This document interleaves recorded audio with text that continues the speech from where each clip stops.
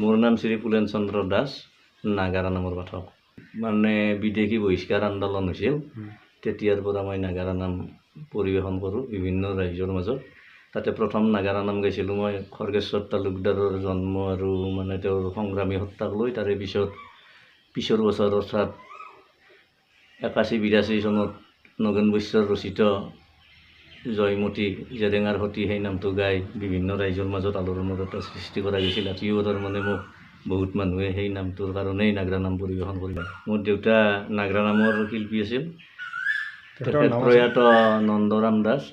তেওঁৰ পৰাই তাৰমানে মই আচলতে এই সাংস্কৃতিক দিশৰ সমস্ত গতিধাৰাটো শিকি লৈছিলোঁ।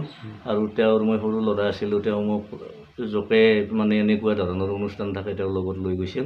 আমি শুনিম। এইবাৰ মই নতুন নাম এটা ৰচনা কৰিছোঁ, কুলাচল বধ বুলি। তাৰে মই শেষৰ ফালে এটা দিহা মই মানে আপোনাৰ ওচৰত মানে হেৰি কৰিম। যেতিয়া দ্ৰৌপদীৰ 5টা স্বামীক অসুৰে মাৰিলে আৰু অসুৰে বিয়া কৰাম বুলি যেতিয়া ভাবিলে, তেতিয়া তাৰমানে অসহায় হৈ দ্ৰৌপদীয়ে মানে কান্দিছিল। আৰু সেই কান্দাৰ পিছত ভগৱানে তেওঁ দ্ৰৌপদীৰ ওচৰত আহিছিল। সেইখনেই দিহা মই গাবলৈ লৈছোঁ। অ ভকতৰ দুখ শুনি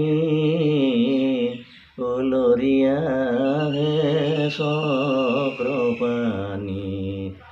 অ দ্ৰৌপদীক দিলা দৰ্শন হে ৰাম ৰাম।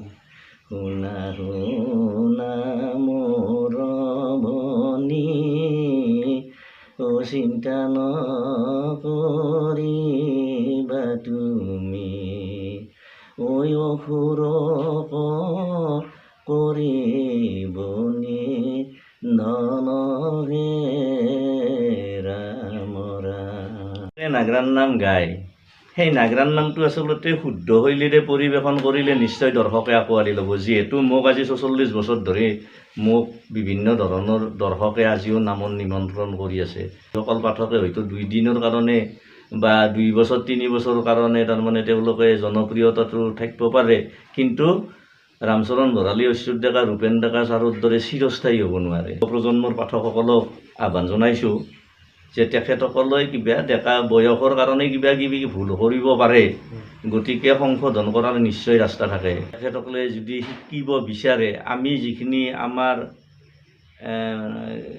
সাধ্য অনুসাৰে আমি সেইখিনি তেখেতসকলক মানে প্ৰশিক্ষণ দিয়া বা শিকিব বিচাৰে, তেনেকৈ মই নিশ্চয় কৰ্মশালা হওক কিবা হওক যিখিনি মই জানো সেইখিনি পাঠকক মই শিকাম বুলি কথা দিব। বিভিন্ন মিটিং সভা পাতি পাঠকবিলাকক মাতি আমি এতিয়া তাৰমানে সংঘৰ ফালৰ পৰাই এটা বস্তু কৰি লৈছোঁ, যি তাৰমানে আমাৰ যিটো সমন্বয় নাম হয় সংঘত 5 মিনিটকৈ হ'লেও তাৰমানে কীৰ্তনৰ নাম পৰিৱেশন কৰিব লাগিব।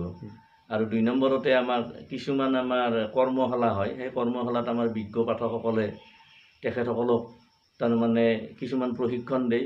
কিছুমানে হয়তো হৃদয়ংগম কৰে আৰু কিছুমানে নকৰে। মোৰ ওচৰতো 2-4জন পাঠক আহে, কিন্তু বেছিভাগ পাঠকে মই আগৰ কোৱাৰ নিচিনাকৈ হাত দুখন মেলি থাকে। তাৰ কৈছোঁ দৰ্শকেও কাহিনীটো আৰম্ভণিৰ পৰা শেষলৈ চাব নিবিচাৰে, পুৰস্কাৰ দিয়ে এইমাত্ৰই হোৱা নামৰ একো বুজিয়ে নাপায়, কিন্তু পুৰস্কাৰটো দিয়ে এইমাত্ৰ হোৱা নামটোত ভাল পায়। এইমাত্ৰ হোৱা নামটো পাঠকজনে কি গাইছে।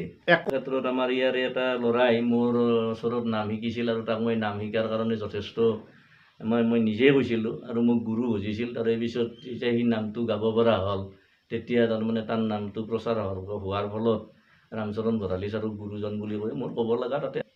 মোৰ নাম বহুত পাঠকে গায়, বহুত মানে গোটেই 580 ধৰা পাঠক আছে আমাৰ পাঠক সংঘত। সিমান পাঠকে নাগায়, কিন্তু কিছুমান বচা পাঠকে মই লিখা নাম গায়। তাৰ ভিতৰত মই লিখা নামটোত মোতকৈও বেছি প্ৰাণ পাই উঠে সুভাষ নাথে গালে।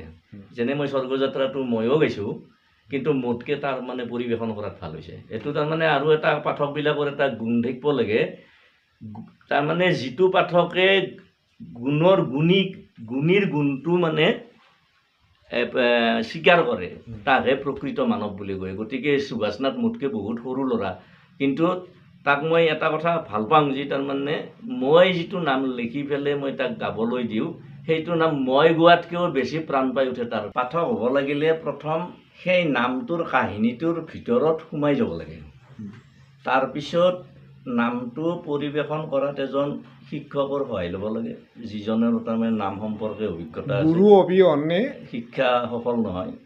গতিকে নামৰ লগত প্ৰথম হ'ল ঋগ্বেদৰ পৰা আহিছে বচন, আৰু সামবেদৰ পৰা আহিছে সংগত, আমি যিটো পালি বা বাজনাৰ মাজেদি সংকট কৰোঁ। যজুৰ্বেদৰ পৰা আহিছে আমি যিটো নামৰ মাজত কিছুমান নাটকীয় সংলাপ মানে প্ৰয়োগ কৰোঁ। আৰু অথৰ্ববেদৰ পৰা আহিছে আমাৰ যিটো কাহিনী।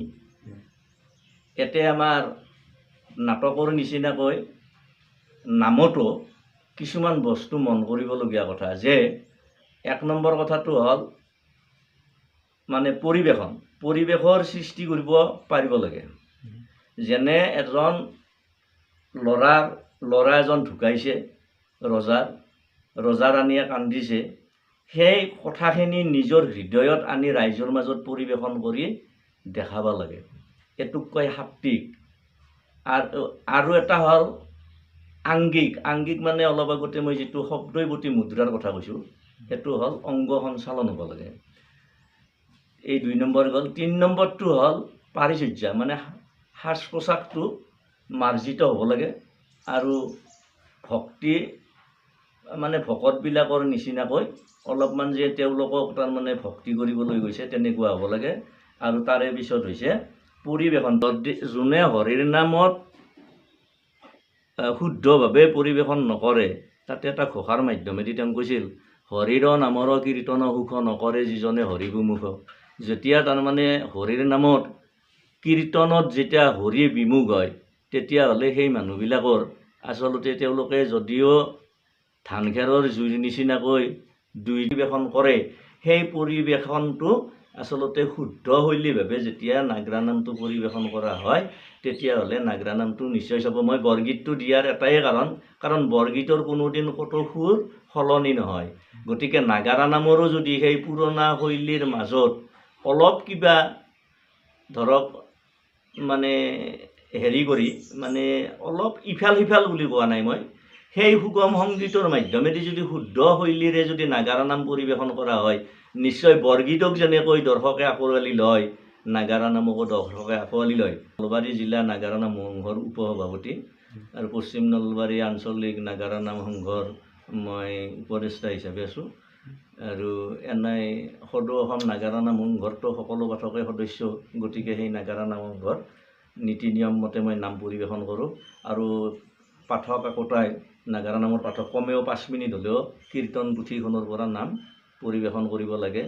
যেনে আমি কিছুমান মহিলা পাঠকে মুগা ৰঙৰ কিলাকুটি ঢাক খোৱা ব্লাউজ পিন্ধি নাম পৰিৱেশন কৰিব লাগে। আৰু পালীসকলে ৰঙা ব্লাউজ গলত গামোচা ৰাখি নাম পৰিৱেশন কৰিব লাগে। আৰু পাঠকবিলাকৰো এটা কথা আছে, তাৰমানে নীতি নিয়ম মানে কি, যিবিলাকে পাঠকে আজি যি ইচ্ছা সেই কৰি পেলাই নাগৰাৰ নাম গাই, পাঠক হ'ব লাগিলে প্ৰথম সেই নামটোৰ কাহিনীটোৰ ভিতৰত সোমাই যাব লাগে। তাৰপিছত নামটো পৰিৱেশন কৰাত এজন শিক্ষকৰ সহায় ল'ব লাগে, যিজনৰ তাৰমানে নাম সম্পৰ্কে অভিজ্ঞতা আছে। গুৰু অবিহনে শিক্ষা সফল নহয়। গতিকে নতুন প্ৰজন্মৰ পাঠকসকলে শুদ্ধ শৈলীৰে নাগাৰা নাম যদি ৰাইজৰ মাজত পৰিৱেশন কৰি এই নাগাৰা নামৰ সংস্কৃতিটো চিৰস্থায়ী হ'ব আৰু বিশ্বৰ দৰবাৰত আমি প্ৰতিষ্ঠা কৰিবলৈ সক্ষম হ'ম। সেয়েহে মই আজি এই মোৰ সাক্ষাৎকাৰৰ জৰিয়তে আপোনালোকৰ দীৰ্ঘায়ু আৰু ভৱিষ্যতৰ উন্নতি কামনা কৰিছোঁ। আৰু এটাই অনুৰোধ ৰাখিছোঁ শেষত, যে তাৰমানে শুদ্ধ শৈলী আৰু নাগাৰা নামৰ ইতিবৃত্তবিলাক অধ্যয়ন কৰি ৰাইজৰ মাজত নাগাৰা নাম পৰিৱেশন কৰক। আৰু ভগৱন্ত প্ৰভুই আপোনালোকক সুদৃষ্টি দিব আৰু আমাৰ বিশ্বৰ দৰবাৰত নাগাৰা নামটো আমি প্ৰতিষ্ঠা কৰিবলৈ সক্ষম হ'ম।